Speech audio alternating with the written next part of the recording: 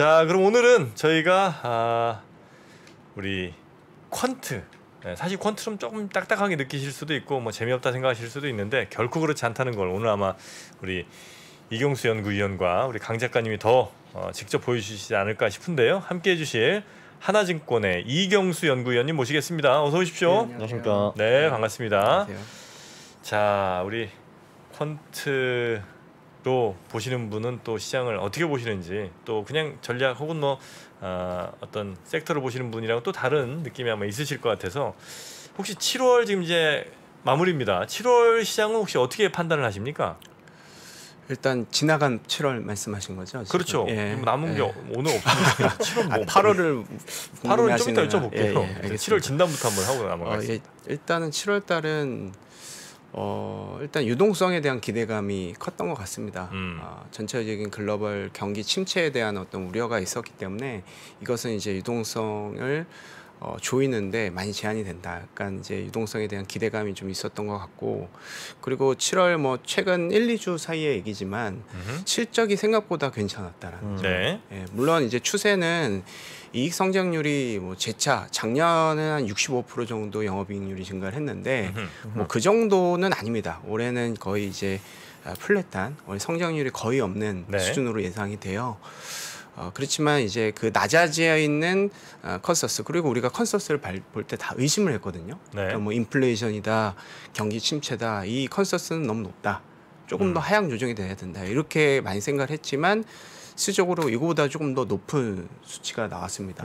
그리고 특히나 이제 뭐 신재생 에너지 관련 쪽, 그리고 뭐 정유 쪽이라든지 이런 쪽의 실적이 전체적인 실적을 높게 볼 수 있을 만큼의 어떤 임팩트를 보여줬기 때문에 이거에 대해서 조금 안도를 한 것이 아닌가. 그래서 유동성이 조금 기대감이, 그러니까 유동성이 상당히 긴축이 된다라는 그런 우려가 좀 해소가 됐다라는 점, 실적도 최악은 아니다라는 어떤 그 안도 랠리 측면의 어떤 측면, 물론 기술적인 반등이라고도 볼 수 있겠지만 이런 좀 이제 최악은 아니구나라는 그런 희망이 7월 달에 좀 반영이 된 거 아닌가, 이렇게 생각이 듭니다. 그럼 2분기 실적은 꽤 괜찮았고, 뭐 3분기, 4분기 컨센도 어떻게 좀 더 좋아지고 있나요? 어떤가요? 예, 지금 이제 증가율 자체는 2분기가 이제 한 5% 정도, 이익 증가율 5%. 그러니까 YOY로요? 예, YOY 네. 전년 동기 대비해서 5%. 네. 1분기는 한 11% 정도 했죠. 3분기는 한 2% 정도. 그러니까 그로스는 계속 떨어져요. 성장률은 떨어집니다. 다만 이 추정치는 말씀하셨던 것 같이 올해라든지 3분기가 중요한데 추정치는 조금 올라가고 있습니다. 네. 예, 그래서 자동차 쪽이 좀 어닝 서프라이즈가 좀 나오면서 자동차의 기여도가 한 80% 정도 되고요. 오. 예. 정유 쪽도 생각보다 좀 좋다라는 점. 뭐 유가가 떨어져서 정유 업종을 이렇게 사람들이 기대하는 것은 좀 약화됐지만 그래도 우리가 기대를 했던 컨센서스보다 좀 더 좋게 나왔다는 것은 고무적이거든요. 그래서 그런 측면에서 실적은 좀 상향 조정이 되고 있다, 이렇게 보시면 될 것 같습니다. 네. 어떻게 그 이제 FOMC 결과도 좀 나왔고 이후에 분위기는 괜찮은 것 같은데, 이게 진짜 괜찮은 건지 아니면 원래 이제 FOMC 뭐 발표하고 나면 다음 날 괜찮았다가 다다음 날 쭉 빠지는 경우도 있고 뭐 이렇잖아요. 그렇습니다. 예. 그래서 이게 그냥 잠깐 뭐 반짝인지 아니면 이제는 좀 한번 분위기가 전환될 만한 그런 상황이었는지, 이게 약간 좀 헷갈립니다. 그러니까 뭐 FOMC는 이제 유동성에 대한 우려를 완화시킬 수 있는 그런 측면이 있는 것 같습니다. 예. 그래서 그거에 대한 FOMC 이후에 어떤 안도 랠리가 항상 나타나고 그런 측면이 좀 있었죠. 반대로 이제 통화 정책을 완화할 때는 FOMC 이후에 완화 정책에 대한 호재가 좀 없어졌기 때문에 주가가 좀 떨어지는 측면이 있고요. 그래서 지금 오히려 긴축이 완화된다라는 측면이 전체적으로는 이렇게 안도 랠리를 보일 수 있는 유동성 환경이 일어날 수 있다고 봅니다. 그리고 환율도 그런 측면으로 움직였죠. 그렇지만 이제 우리가 조금 이제 뭐 퀀트 측면에서 할 얘기는 아니지만, 일단은 기본적으로 침체가 된다. 그리고 유동성을, 그러니까 기준금리를 덜 올릴 것이다. 그리고 지금 올해 기준금리 인상이 마무리될 것이다, 이렇게 다들 보고 있는 거잖아요. 그거에 네. 대한 안도 랠리가 나타났던 거고. 그렇지만 이 침체가 된다라는 측면, 그러니까 미국 기준이죠. 유동성을 푸는 것도 미국이고 미국 경기의 기반으로 정책을 시행을 할 겁니다. 침체가 된다라는 측면에서 보면 미국 경기가 안 좋아진다라고 했을 때 뭐 이머징이라든지 여타 국가들은 과연 어떻게 될 것인가? 그러니까 이게 과연 유동성만 푼다고 했을 때 우리가 이런 리스크 온 위험 선호 증가 이런 걸로 우리가 환호를 할 수 있을까라는 의문이 좀 들기도 합니다. 그러니까 펀더멘털이 안 좋아서 유동성을 조금 유동성을 좀 줄이는 거를 덜한다. 그러니까 유동성을 확대시킨다라는 이렇게 표현을 했을 때, 네. 요게 이제 미국에서만 그럴 수가 있다라는 것이죠. 남유럽이라든지 뭐 중국이라든지 이런 쪽에 어떤 신용 리스크 자체도 또 부각이 될 수 있는 상황이기 때문에 네. 이게 안도랠리 측면에서는 좋은 재료였지만 요게 이제 추세적으로 올라간다라는 측면으로 봤을 때는 뭐 러시아도 그렇고 중국도 그렇고 남유럽도 그렇고 남미도 그렇고 전체적인 CDS 즉 이 디폴트에 대한 어떤 가능성이 좀 낮아져야 침체라는 가정에서 봤을 때는 그런 것까지 좀 연관 지어서 봐야 되기 때문에 추세적으로 볼 때는 전체적인 실적이 좀 올라올 때까지는 좀 기다려야 되는 것이 아닌가 이렇게 생각을 하고요. 유동성에 대한 어떤 기초고 완화에 대한 어떤 작은 플로어는 미리 좀 움직였다라고 좀 보고 있습니다.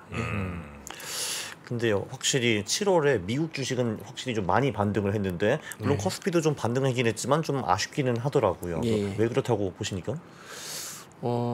아무래도 이제 글로벌 경기의 어떤 이제 화두 그리고 유동성의 어떤 주체 이런 것들이 미국이 있었기 때문에 아무래도 글로벌적으로는 미국이 제일 먼저 반등하는 것이 맞다. 그러니까 글로벌 증시 측면에서 보면은 이제 미국이 이제 가장 이제 선진국이고 주도주가 될 수밖에 없는 환경이잖아요. 그래서 그런 측면이 좀 있다라고 보고 있고 반대로 이제 한국 증시 같은 경우는 이제 그 주도주들이 좀 가면 그리고 주도주들의 어떤 경기라든지 산업의 어떤 그 불확실성이 해소가 되면 거기서 우리가 중간재를 수출하는 측면이 있고 지금은 그렇지만 이제 수출이 상당히 중요한 국가에서 무역 수준 계속해서 좀 적자가 네. 확대가 될 것이다라는 그런 부담감도 있고 그리고 환율 측면에서도 좀 부담이 되는 측면이 있고 그래서 지금 달러 인덱스가 올라가고 있어서 미국 수출에 대해서 걱정하시는 분들이 많은데 지금 미국 기업들의 어떤 컨셉을 보면 수출 기업들도 물론 있지만 이 서비스업 기반이 상당히 좀 많습니다. 네.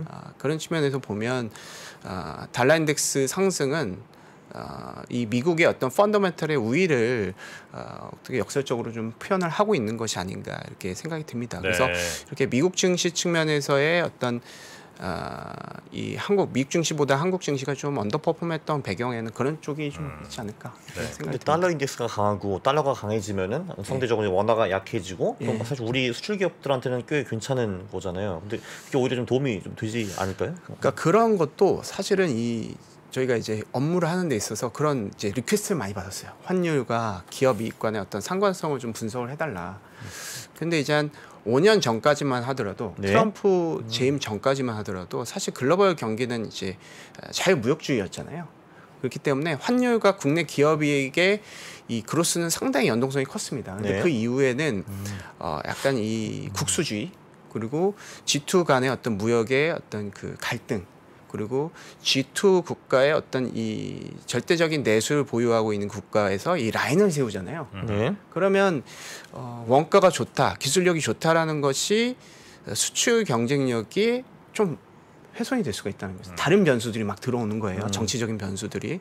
그래서 5년 전부터는 사실은 원달러 환율과 국내 기업 이익 간의 어떤 상관성은 없는 것으로 통계적으로는 보이고 있습니다. 5년 전부터 그게 깨졌네요. 그게. 예, 5년 전부터 네. 깨졌습니다. 이걸 한번 그려보시면 되게 네. 재밌어요. 딱 5, 6년 전부터 이게 좀 안 맞고 있습니다. 사실 이런 추세는 앞으로도 이어질 수 있다라고 좀 보고 있습니다. 이런 G2 무역 갈등이라든지 이런 것들을 뭐 해소하려고 많이 G2 정상들이 좀 노력은 하겠지만은 실질적으로 해소가 된 뒤에 환율과 국내 기업이익 간의 상관성을 좀 보는 것이 어떨까라고 개인적으로는 좀 생각을 하고 있습니다. 그러니까 이제 자유무역에서 이제 보호무역으로 넘어가면서 이제 환율과 기업 이익의 상관성이 많이 깨졌다라는 말씀이시네요. 예. 한국 같은 경우는. 맞습니다. 예.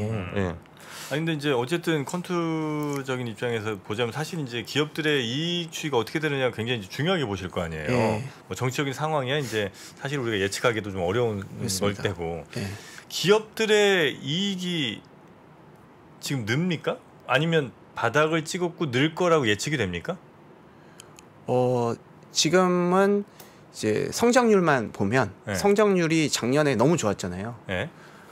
코로나19라는 게 실질적으로 국내 기업이라든지 글로벌 기업에 도움이 되는 쪽으로 됐던 거죠. 그래서 네. 작년에는 이익 증가가 65%였지만 올해는 증가를 하지 않습니다. 0% 정도로 예상을 하고 있어요. 올해 0%? 예, 그렇지만 이 추정치가 지금 이익 측면에서 모멘텀을 전체적인 그로스로 볼 건지 네. 아니면 추정치의 변화로 볼 건지 네. 추정치의 변화는 바닥을 찍었습니다. 그러니까 이익의 하향 조정이 되고 있는 폭은 둔화됐다. 하향 조정되는 폭은 이제 끝났다. 그렇습니다. 예. 그래서 하향으로 그러면 이건 이른바 피크아웃 끝났네요. 그렇죠. 단기적인 모멘텀을 보는 거고 네. 그로스 정상률은 이제 연 베이스이기 때문에 네. 요건 약간 그 중기적인 베이스로 보는 거고. 내년 그래서 컨센트 좀 예. 벌써 있나요? 어떤가요? 내년 컨센서스 볼 수는 있는데 네. 이 분기 실적에 너무 많이 휘둘려요. 네. 그리고 지금 전체적인 매크로 환경이 상당히 이 변동성이 큰 상황에서는 사실은 올해 3분기 실적을 보는 것이 좀 더 맞고 어차피 지금 2분기 실적대로 또 3분기 연간 실적이 좀 움직이고 있거든요. 그럼 3분기 실적에서 또 올해하고 내년 실적도 움직일 겁니다. 그래서 네. 일단 내년 실적 추정치는 3분기하고 올해하고 비슷하게끔 추정치가 이제 바닥을 찍고 조금 올라가는 추정치 자체가 덜 하향 조정이 되고 오히려 조금 소폭 네. 상향 조정이 되는 그런 흐름이다라고 보시면 될 것 같아서 결론은 이익이 바닥에 대한 어떤 기대감이 좀 반영이 된다. 네. 이익이 바닥을 찍었다라고 예상할 수는 없겠지만 추정치의 변화의 측면에서는 네. 어느 정도 바닥이 임박한 것이 아닌가. 예. 그 이제 사실 주가라는 게 아주 심플하게만 보면 밸류에이션과 실적이잖아요. 밸류에이션과 실적이란 말이 맞나 예. 모르겠네. 하여튼 뭐 그렇죠? 이제 네. 결국 유동성이 얼마나 있느냐에 따라서 이제 밸류에이션이 바뀔 거고. 예, 그다음에 맞습니다. 실적에 따라서 기업들이 이제 가치를 이제 평가를 받게 될 예. 텐데 뭐 기업 실적은 이제 하락폭은 멈춰서 이제 거의 제로 수준으로 본다고 치고요. 그럼 이제 유동성이 얼마나 늘어날 거냐인데 유동성은 사실 당분간 뭐 내년 뭐 2, 3분기 정도에는 다시 뭐 저 금리가 하락할 수도 있으나 여전히 그때까지는 상승일 거 아니에요. 그렇죠. 그러면 유동성은 줄어들 거 아닙니까? 그렇진 않나요 혹시? 한마디로 이익은 늘지 않고 밸류에이션은 떨어지기 때문에 주가가 떨어진다. 그거죠, 그죠? 주가가 올라갈 거라고 기대할 만한 게 거의 없는 거 아닌가? 그렇게 일단 생각이 들죠. 그렇기 때문에 네. 방금 말씀하셨던 것이 이 주가라는 건 EPS 곱하기 PER이잖아요. 네. 그래서 EPS는 지금 기대할 것이 없고 네. 이제 덜 떨어진다라는 측면이 지금 모멘텀이 되는 뭐, 상황인 거고 네. 네.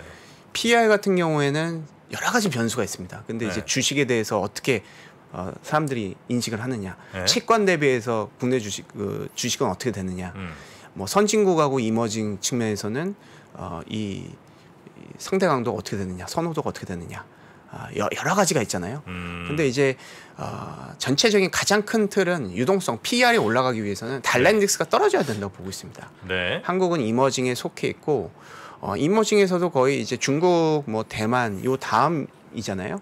전체적인 이머징 시장의 어떤 그 상징적인 의미를 갖고 있고, 네. 그리고 지금 이제 MSCI 하지만 한국에서 외국인들 국내 증시에 들어온다라는 것은 MSCI 코리아를 산다라기보다는 MSCI 이머징을 산다라는 의미가 있거든요. 그래서 전체적으로 이머징이 그러면 들어올 때 어떻게 되느냐? 위험 선호도가 증가를 해야 됩니다. 그러니까 위험 선호도 가장 안전 자산이라고 볼 수 있는 달러라든지 금 대비해서 이머징 시장이 부각이 돼야 돼요. 네. 근데 실질적으로 당장은 그렇게 되기가 좀 어렵다.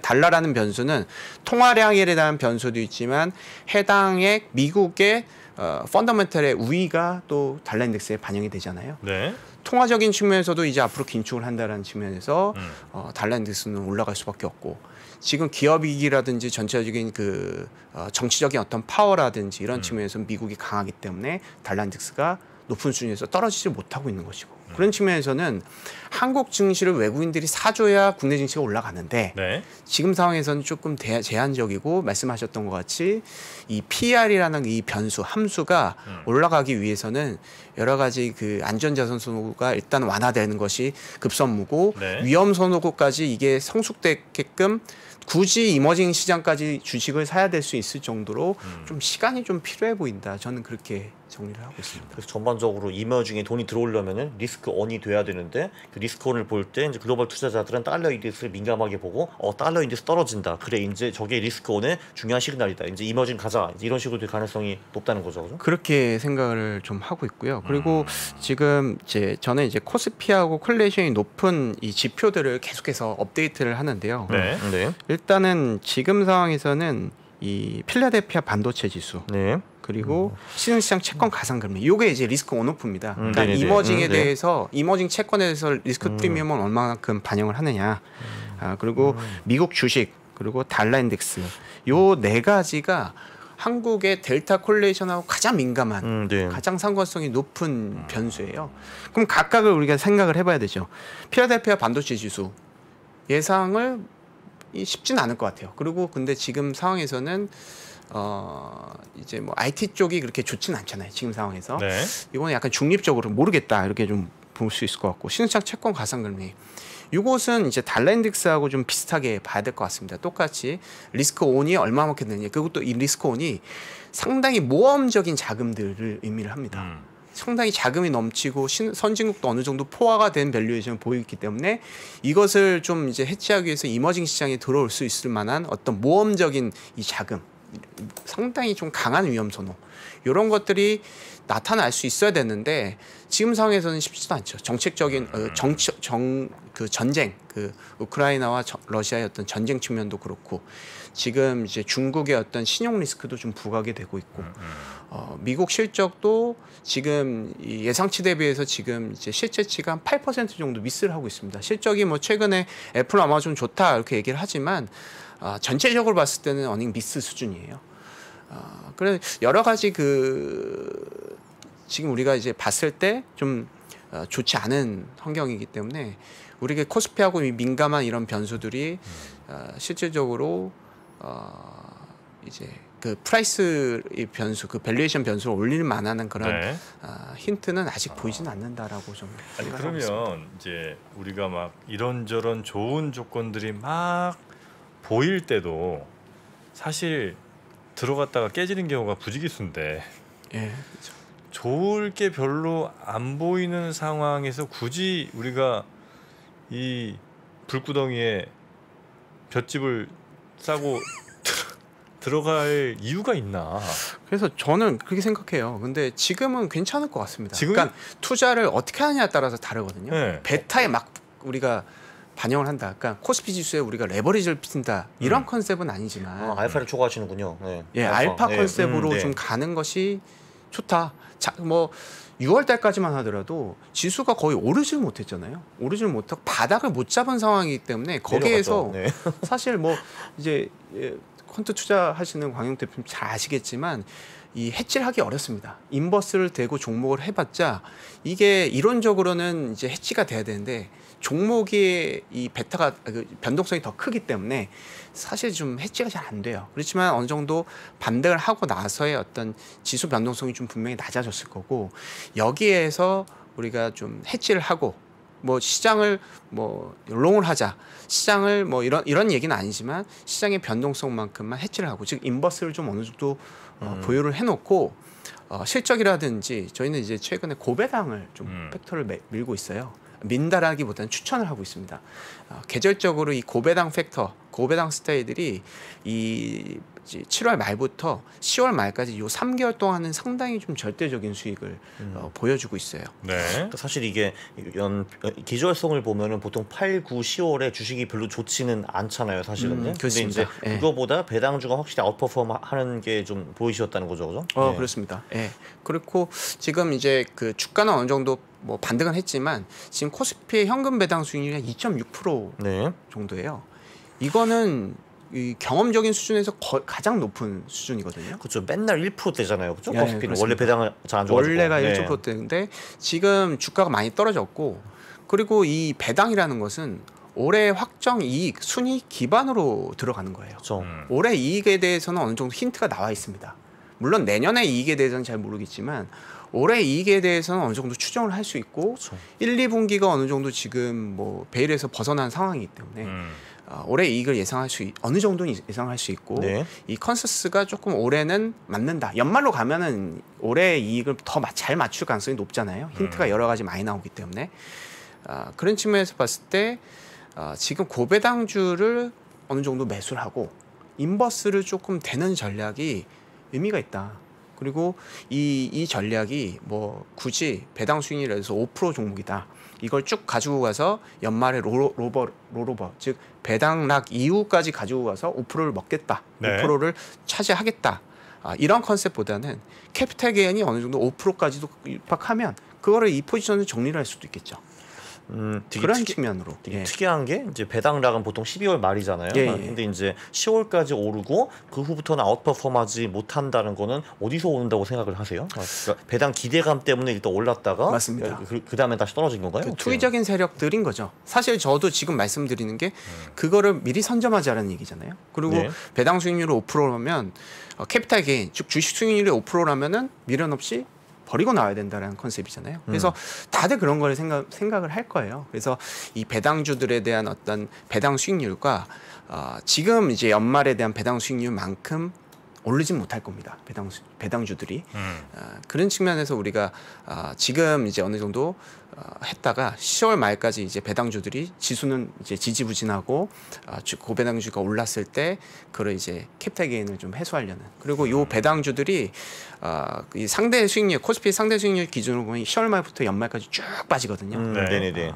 그런 측면에서 지금 배당주의 롤오버 혹은 그런 배당주의 어떤 캐피탈 게인, 주식의 어떤 차익 이런 것들을 노릴 하기에 의미가 있을 수 있다. 만약에 그 캐피털 게인이 등장하지 않고 이제 5%안 오르고 뭐 떨어지거나 그냥 뭐 횡보한다 하면은 그럼 어떻게 12월 말까지 가서 그 배당을 받을까요? 아니면 그래도 10월 말에 전부 다 없애버릴까요? 일단은 배당락까지 유지를 하는 전략이 조금 더 날 수도 있겠죠. 그리고 이제 그런 거에 대한 안전 장치를 하기 위해서는 고배당하고 이익이 상향 조정이 되는 여부를 같이 보는 것도 의미가 네네. 있습니다. 맞아요. 저희가 이제 보고서를 통해서 저희가 이제 했는데 저희가 이제 자료를 작성을 했는데 기본적으로 저희가 이제 고배당 팩터라는 것과 네. 실적 상향이라는 그 정보가 합쳐졌을 때 각각의 팩터 단일 팩터를 투자하는 것보다 시너지가 낮다. 즉 수익률이 훨씬 더 좋았다라는 의미가 되거든요. 맞아요. 그게 그냥 배당주 투자하는 것보다 그 실적이 나아지는 배당주 투자하니까 그래도 복리한 5% 이상 붙더라고요. 그래도 확실히. 네. 그런 측면으로 실적도 상향 조정이 되고 배당이 높은 지금 섹터로 얘기를 하자면 뭐 정유 쪽 그리고 은행 쪽 이런 쪽이 되겠습니다. 그러니까 실적도 상향 조정이 되고 고배당 그리고 배당 보통 기업들이 배당 성향을 딱 고정시켜 놓잖아요. 네. 근데 여기서 당기 순이익이 추정치가 상향 조정이 되고 올해 요거보다 더 높을 것이다라고 예상할 때는 배당 수익률 측면에서 투자 측면에서 훨씬 더 좋은 거예요. 예, 그렇죠. 네. 그렇죠? 배당 성향은 당기 순이익 대비해서 한 30% 하겠다라고 했는데 이 순이익 자체가 높아지면은 배당 수익률의 컨센서스가 지금 낮은 거죠. 네. 예상 DPS가 더 낮은 것이잖아요. 네. 그래서 지금 일단은 이 이익도 상향 조정이 되고 지금 현재 배당 수익률도 컨센서스 기준으로 높다라고 봤을 때는 이거는 상당히 연말까지 상당히 좀 네네. 약간 좀 캡티브스러운 투자 스타일이 될 수 있다. 저는 그렇게 생각을 하고 있습니다. 지금 은행이나 정유 이쪽도 아마 배당 수익률 5% 넘어가겠죠 아마. 그죠? 예, 네. 그 뭐 일부 정유주, 뭐 우선주 같은 경우는 뭐 10% 넘는 것도 있고요. 맨날 옛날에 그 S-오일 거기 엄청 배당 많이 준 거 예, 기억하는데요. 그 종목도 그렇고 우선주도 그렇고, 네네. 그리고 일부 지방은행들, 네. 중소형 지방은행주들도 거의 8% 9%에 육박을 하고 있습니다. 지금 네. 현재 상황에. 네. 예. 혹시 그 정유주는 물론 이건 이제 정유 섹터 애널리스트 분께 여쭤보는 게 더 적절한 질문일지 모르겠습니다만 이제 기름값이 이제 올랐다가 약간 지금 이제 안정까지는 아니지만 어쨌든 좀 떨어진 상태잖아요. 예. 근데 이제 그 우리가 정유주 한참 막 선호할 때가 언제였냐면 이른바 그 정제 마진이 야, 막 미쳤다. 뭐 30불이래. 뭐 이러면서 그쵸. 이제 막 어마어마하게 갔잖아요. 예. 근데 지금 거의 뭐 90%가 빠졌다고. 그래서 그렇죠. 예. 뭐 정제 마진이라는 게 의미 없어지는 수준까지 이제 왔다고 하는데 유가가 좀 어느 정도 빠졌기 때문에 예. 그런 측면이 좀 있는 것 같은데, 예. 그러니까 이제 투자 컨셉을, 근데 그것은 이제 주가로 반영을 한 거고, 예. 저는 이제 정유주를 버텀업 기준으로 투자한다는 컨셉보다는 예. 배당 컨셉으로 투자의 어떤 그 안경을 좀 바꿔 보면, 그러니까 배당이 잘 나오려면 예. 이익이 많이 나와야 될 거 아니에요. 네네, 근데 이제 1분기 때는 오케이. 네, 2분기도 뭐 괜찮은 것 같은데 네, 이제 지금 이제 1, 2분기에 대한 이제 이익에 대해서는 사람들이 많이 알고 있는 상황인 네, 네, 거고요. 네, 알고 있습니다. 그리고 네. 이제 3, 4분기도 어느 정도 나올 거라고 기대들을 이제 하고 있을 텐데 네. 생각보다 지금 이제 정제 마진을 굉장히 많이 줄은 상태고 여기에다가 유가가 조금 더 빠진다고 만약에 할 때는 우리가 생각했던 그 이익의 수준보다 훨씬 더 적어진 이익이 만약에 3, 4분기 이어질 때 네. 그러면 1, 2분기 때 어마어마하게 잘 나왔던 그 이익을 생각하고 이 회사에 들어왔던, 그래서 조금 더 높은 가격에 지금 형성된 이 가격에 오히려 네. 우린 더 많은 캐피탈 게인 마이너스, 즉 내가 10만 원에 샀다가 7만 원, 6만 원, 5만 원을 빠지는 이런 네. 상황들 혹시 맞이하게 되는 건 아닐까? 그럴 수도 걱정? 있겠죠. 근데 저는 네. 이제 퀀트적으로 보면 컨센서스의 변화를 보잖아요. 네. 지금 이제 3분기, 2분기는 이제 조금 나왔다라고 치고 3분기라든지 연간 실적이 상향 조정인 섹터가 몇 안 되거든요. 네네. 전체적인 실적이 안 좋기 때문에 그렇죠. 올해 그로스가 안 좋기 때문에 그만큼 실적이 좋은 업종의 숫자도 줄어들 거잖아요. 그런 상황에서 지금 실적 상향 조정인 게 자동차하고 정유밖에 없습니다. 아, 그렇습니까? 자동차 정유예요. 그러니까 이거는 어느 정도 두 가지 중에 하나죠. 애널리스트가 그것을 알고 컨센서스를 덜 올린 거예요. 아니면 정말로 실질적으로 우리가 그거에 대한 우려가 있지만 네. 시장은, 아니 그 기업들은, 정유주들은 실적을 그거보다 더 잘 내는 거고, 이 두 가지가 복합적으로 좀 보고 있습니다. 네네. 그래서 어찌됐건 3분기라든지 연간 실적인 상향 조정이 되고 있다는 것은 배당 투자자 관점에서 보면 상당히 유리한 거예요. 네네. 일단은 뭐 물론 피크아웃 되든 피크아웃이 돼서 주가가 많이 빠졌잖아요. 지금 거의 이제 지수만큼도 반등을 못 하고 있는 것 같은데, 그렇게 되면은 배당 수익률이 더 높아지는 것이고, 네. 올해 연간 이익에 대해서만, 뭐 내년까지는 모르겠지만 올해 연간 이익에 대해서만 어느 정도 지켜진다라고 하면 3, 4분기만 지켜진다 하면 괜찮은 건데, 지금 3분기라든지 연간 실적이 상위 조정이 되고 있고, 네. 그런 측면에서는 약간 그 리스크가 오히려 우려는 더 크다. 그러니까 우리가 배당 투자자 측면에서 보면 우려가 조금 더 크고 실질적으로 좀 실속이 있는 컨셉이 아닌가 생각이 듭니다. 물론 네. 은행 같은 경우도 비슷하지만 은행은 실적 상향 조정 폭이 좀 많이 약해졌어요. 그리고 추정치가 오히려 3분기 실적 추정치는 좀 떨어져 있습니다. 이것은 어떻게 보면은 금리라는 변수가 순이익이라는 그 NIM에 상당히 민감하기 때문에 그런 걸 수도 있고, 네. 그러니까 퀀트 입장에서 버텀업을 잘 모르겠고, 어찌됐건 지금 컨센서스의 어떤 변화, 단기 변화가 이 변화에 임팩트 된 대로 향후에 움직일 가능성이 있다라고 해서 우리가 단기 모멘텀을 보는 거잖아요. 단기 모멘텀이 올라간다는 이 임팩트는 긍정적이다. 이렇게 특히나 정유은행 둘 다 좋지만 정유 쪽이 저는 그런 측면에서 조금 더 유리해 보인다. 네. 긍정적이 보인다. 그 이렇게 이 생각합니다. 배당 팩터도 사실은 밸류 팩터 중에 하나인데, 예. 그냥 이제 그냥 그 밸류로 가가지고 뭐 저퍼 저PB 이런 쪽으로 투자하시는 거 어떻게 보세요? 그것도 한번 기술성 분석을 좀 해보셨나요? 어떤가요? 연말로 가면 그 비슷합니다. 네네. 비슷한데 제가 주목하고 있는 것은 저 PR, 저 PER, 고배당 팩터의 콜레이션이 중장기적으로 상당히 높아요. 네, 그렇죠. 그렇지만 네. 코로나19 이후에 네. 고배당 팩터, 그러니까 주가가 그때 많이 오르면서 고배당 팩터는 상당히 소외가 됐습니다. 저PB가 계속 많이 급등했어요. 그죠? 올해 상반기도 네. 그렇고 작년 하반기도 그렇고 상당히 강력하게 그쵸, 그쵸. 급등을 네. 했었죠. 그러면서 중장기적으로 콜레이션이 높았던 저 PER 그리고 고배당 팩터의 그 괴리가 상당히 벌어진 상태예요. 네네네. 그리고 지금 전체적으로 주가는 횡보를 하고 있다. 어느 정도 급락세는 둔화됐기 때문에 횡보를 한다라는 가정으로 봤을 때는 지금 그 배당 팩터에 대한 투자 스킴이 저평가 그보다는 저 PBR보다는 유리할 수 있는 그런 뭐 타이밍이 아닌가. 근데 왜 진짜 코로나 후에 저밸류는 날아가고 이 배당 팩터는 이렇게 부진했다고 보세요? 일단 주가가 오르게 되면 네. 배당은 신경 안 쓰잖아요. 그렇죠? 네. 하루 2-3% 올라가는데 연간 2-3% 주는 배당주에 대해서 투자할 때 어떤 행동학적인 측면에서는 사실 눈에 들어오지 않죠. 우리가 불장이라고 생각을 하는데, 그리고 개인 투자자들의 어떤 컨셉이 배당 투자를 보고 들어오는 것 같지는 않아요. 단기적인 그렇죠. 어떤 네. 그렇죠. 과열된 종목군들, 그리고 이게 포텐셜이 상당히 열려있는 성장주를 좋아하다 보니까 그런 측면이 좀 있고, 순이익이 완전히 발산하는 그 단기적으로 저PR이 되는 그런 종목군들에 대한 관심이 고배당 팩터를 완전히 압도할 수 있는 그런 단기적인 어떤 노이즈가 됐다, 이렇게 생각을 하고 있습니다. 네. 그 지금 현재 뭐 물가가 어쨌든 굉장히 중요한 이슈잖아요. 물가가 물론 이것도 피크아웃은 찍은 것 같다는 얘기들이 많이 나오곤 있습니다만, 그래도 뭐 8% 7% 연말까지 가도 뭐 5-6%는 될 거라는 분들도 많은데, 이런 인플레 상황에서 좀 괜찮은 업종 혹은 기업들은 어떤 쪽이라고 혹시 보고 계십니까? 일단은 이 금리가 일단 올라가고 있기 때문에 네. 그 저평가라든지 이런 팩터들, 가치주 컨셉은 사실 좀 어려운 측면이 있습니다. 스타일, 그 분위기상, 센티먼트상 흔히 얘기하면 금리가 떨어지고 있으면 성장주가 유리하고, 금리가 올라가고 있으면 가치주가 유리한, 이런 이론들은 다 알고 있다라고 가정을 하고, 네. 지금 일단 금리가 좀 떨어지고 있는 상황, 이게 추세적인지는 모르겠습니다. 그렇지만 단기적으로 좀 떨어지고 있는 상황은 분명히 가치주보다는 성장주가 유리한 측면이 있어요. 그렇다고 이게 완전히 그 성장주가 유리하기까지 그런 스타일은 또 아니라고 보고 있습니다. 네. 왜냐하면 긴축은 앞으로 계속 할 거거든요. 네. 지금 기대감이 올해까지 긴축을 마무리한다라는 기대감이 있을 뿐이지 우리가 100% 확신을 할 수가 없잖아요. 네. 그리고 어느 정도 성장주가 강세를 보이기 위해서는 우리 내수 자금, 개인들이 자금이 좀 들어와줘야 됩니다.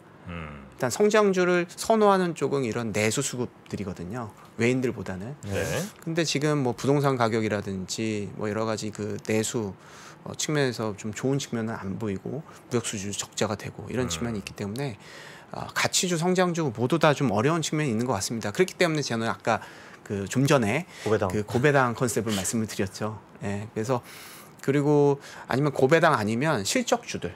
전체적인 실적이 둔화되고 있기 때문에 뭐 이번 주 우리 실적 나온 실적을 업데이트를 하다 보면 뭐 많이 이제 아셨겠지만 뭐 태양광 업체들이 실적이 상당히 좀 좋았잖아요. 그리고 지금 이거는 글로벌적으로 다 마찬가지입니다. 글로벌 미국 기업들도 저희 이제 그 개인적으로 이제 저희 이제 하나금융투자 투자 전략 쪽에 텔레그램이 있어요. 그래서 네. 저희가 국내 실적이라든지 해외 실적에 대해서 업데이트를 하는 그런 이제 그런 이제 자료를 좀 드리고 있는데, 네. 거기에서 보면 지금 신재생 에너지 관련한 그런 컨셉, 뭐 전기차도 그렇고 2차 전지 이런 쪽은 어닝 서프라이즈가 좀 나오고 있고요. 네. 전체적인 실적이 둔화될 때는 이익의 희소성이라고 많이 들어보셨잖아요.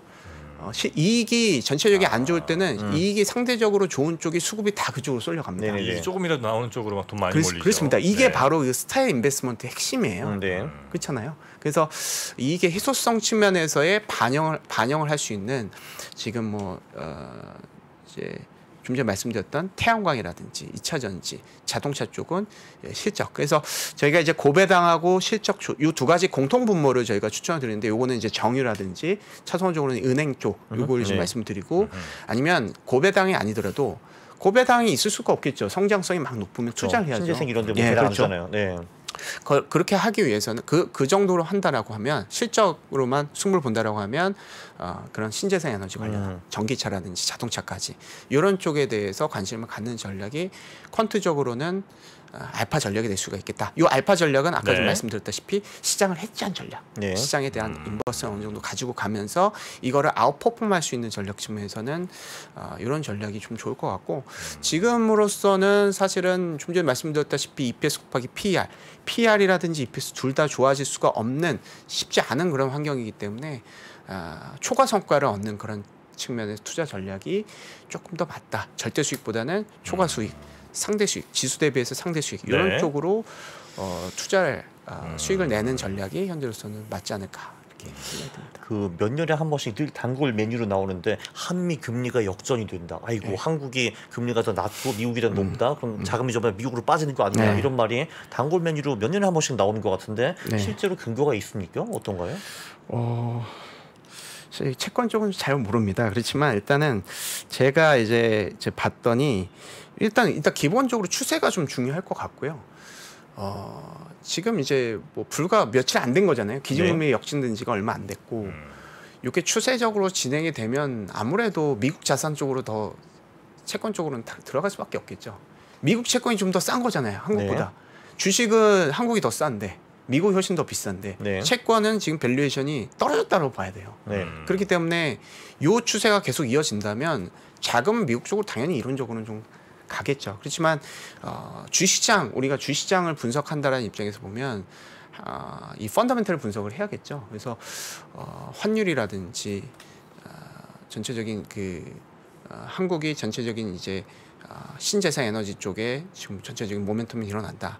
우리가 2차 전지라든지 태양광 쪽이 결코 뒤진다라고 생각하지는 않고 있는데 네. 이쪽에서 실적이 좀 잘 나오고 있고 이것이 글로벌적인 어떤 스탠다드에 어느 정도 입지가 좀 확고해진다라고 봤을 때는 전체적인 또 펀더멘털이 한국의 펀더멘털 순위가 달라질 수가 있는 것이고 그래서 채권 측면에서 보면 실질적으로 여기 말씀하셨던 것 같이 미국 쪽으로 이 밸류에이션이 더 싼 측면으로 옮겨가는 것은 맞긴 하지만 이게 좀 추세가 좀 중요할 것 같고 한국 금리도 올라갈 가능성이 높고 그래서 이 추세가 좀 지속이 되는지 이 기간이 좀 중요하지 않을까 생각이 들고요. 그렇지만 펀더멘털 측면에서도 사실은 미국 대비해서 한국이 더 좋다라고 얘기할 수는 없습니다. 솔직하게 얘기하면 그렇기 때문에 이제 좀 걱정이 되는 부분이긴 합니다. 솔직하게 얘기하면. 네. 혹시 중국 쪽 영향에 대해서도 혹시 좀 보신 게 있으세요? 아니면 이건 조금 예전에는 이제 중국에 대해서 콜레이션이 좀 높았는데 네네. 한국이랑요? 예, 그렇습니다. 근데 지금 미국 주식에 좀 더 많고요. 높고요. 그리고 유럽 주식이라든지 좀 전에 말씀드린 필라델피아 반도체 지수, 달러 인덱스, 신작 채권 가상금리 이런 쪽에 조금 영향력이 좀 큽니다. 어떻게 보면 중국만 좀 다르게 독자 노선으로 가는 것이 아닌가 생각이 들고요. 예. 그러니까 전통적으로는 원래 한국도 이머징이고 중국이 이머징이니까 예. 코렐레이션이 보통 0.7, 0.8 나왔었잖아요. 예. 근데 이게 지금 엄청 많이 줄었나요? 많이 그러다고요? 줄어든 겁니다. 이것도 제가 이게 한 5년 콜레이션을 네. 데이터로 분석을 한 거거든요. 예전에 뭐 10년으로 하면 어떻게 나올지 모르겠지만 그리고 저희가 이제 5년도 하지만 뭐 최근 1년도 하고 3년도 하고 그러는데 중국과의 한국과의 콜레이션은 지금 뭐 기업이 그렇다시피 주식 측면에서도 그렇게 콜레이션이 좋지가 않은 모습이 관찰이 됩니다. 미국도 마찬가지 비슷한 컨셉이지만 미국은 그래도 기축통화라는 컨셉이 한국이랑 묶여 있는 측면이 있는 네. 거고 중국은 사실은 만약에 완화 정책을 했다 위안화가 풀린다라는 것이 기축통화를 볼 수는 없기 때문에 한국 통화에 영향이 있을지 여부는 좀 지켜봐야 된다. 근데 그거는 옛날에도 그랬잖아요. 근데 뭐가 달라졌습니까, 오늘? 그러니까 위안화가 5년 10년 전에도 기축통화가 아니었고 그때도 달러가 기축통화였는데 그거는 바뀐 게 없잖아요, 사실. 기업 측면에서 보면 중국 관련주들이 지금 주가가 안 좋잖아요. 네. 그 이유는 중국에서 돈을 못 벌고 있는 것이고 그 이유를 보면 중국도 어느 정도 한국의 어떤 뭐 뻔한 얘기죠. 이제 카피를 많이 했고 중국의 어떤 그 해외 기업들에 대해서 견제를 많이 하는 측면도 있고 중국도 중국을 살리기 위한 뭐 중국 퍼스트 전략들이 좀 많이 나오고 내수를 보호한다는 측면에서 점진적으로 그런 정치적인 색채가 G2 간에 상당히 좀 강해졌기 때문에 네. 그런 이제 전체적인 그 무역주의, 자유무역주의를 좀 많이 훼손시키려는 그런 정치적인 영향이 반영이 된 것이 아닌가. 그리고 기업 측면에서도 중국의 매출 비중이 계속해서 좀 둔화되고 있고 우리의 한국의 수출의 어떤 국가를 봤을 때 중국보다 이 동남아시아가 훨씬 더 많아요. 그런 측면에서 봤을 때는 중국의 영향력이 상당히 좀 많이 떨어지고 이런 추세는 좀 이어지지 않을까 이렇게 생각을 하고 있습니다. 그러면 코렐레이션이 많이 떨어졌다는 거는 예. 이제 한국 주식, 중국 주식 또는 이제 중국 주식, 미국 주식으로 분산 투자하는 게 꽤 괜찮겠네요. 그렇게 하면 아무래도 변동성이 많이 떨어질 것 같은데요. 포트폴리오 변동성이. 그렇죠. 콜레이션이 낮은 쪽은 중국이기 때문에 한국하고 미국보다는 그러니까 한국, 컨셉 중국이 보면은 분산 투자가 좀 더 중국이 잘 좀 됐다. 더 나을 수는 있다라고 판단이 됩니다. 아니면 한국 안 하고 미국, 중국 이런 그렇죠. 식으로 미국, 한다거나. 중국. 예. 맞습니다. 네. 자, 일단 뭐 결론적으로는 지금 현재 뭐 실적이라든지 또 인플레 관련된 이야기 또 뭐 저평가 등등해서 여러 가지를 종합적으로 고려해 보실 때는 정유, 은행, 그다음에 태양광, 2차전지, 자동차 정도 요 정도가 이제 하반기 좀 유력해 보이는 섹터가 아닐까라고 지금 이제 분석하시는 거죠? 네, 맞습니다. 퀀트 네. 기준으로는 그렇게 퀀트 생각합니다. 예. 은행, 정유, 태양광, 2차전지, 자동차. 그래 할 수 있다 콘트 투자. 그렇죠. 우리 또 강 작가님도 강 프로님도 콘트 많이 하시잖아요. 네, 콘트쟁이. 이렇게 콘트쟁이. 예. 업종을 이렇게 보시지는 않죠, 별로. 저는 업종 같은 거는 네, 많이 안 봐요. 안 맞아요. 보시죠? 네. 알겠습니다. 좀 보세요. 뭐, 네. 아니, 근데 예, 실적 그 팩터는 당연히 봅니다. 네, 당연하죠. 네. 정유은행, 2차전지, 태양광, 자동차 이런 정도 아이디어로 저희가 한번 좀 배워봤고요. 하반기 과연 이런 섹터들이 또 어떤 성적들을 거두고 어떻게 되는지, 물론 이제 뷰가 다르신 분들도 얼마든지 또 계실 수 있으니까 요거 한번 저희가 잘 기억해놨다가요 한번 지켜보도록 하겠습니다. 자, 오늘 저희와 함께 해주신 하나증권의 이경수 연구위원님, 오늘 괜찮으셨는지 모르겠습니다. 오랜만에 왔는데요. 네. 여기 이제 스튜디오 처음 왔습니다. 그런가요? 예. 그 전에는 저기 잘 안 그 위에 계셨군요. 불러주시더라고요. 네, 그 위에 이제 트레이닝 그쪽에서 자주 왔었는데. 아유, 정말 오랜만에 오셨구나. 아유, 죄송합니다. 아닙니다. 종종 그럼 앞으로 모시도록 하겠고요.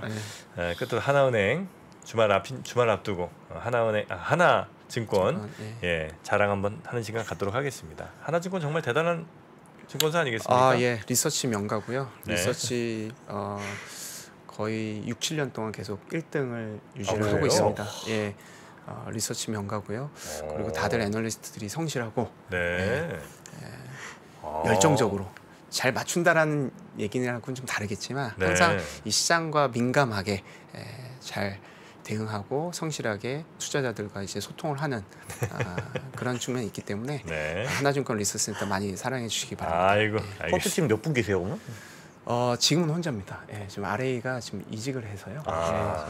지금 이제 채용 중에 있습니다. 강환국 프로 좀 데려가세요. 네, 헬로.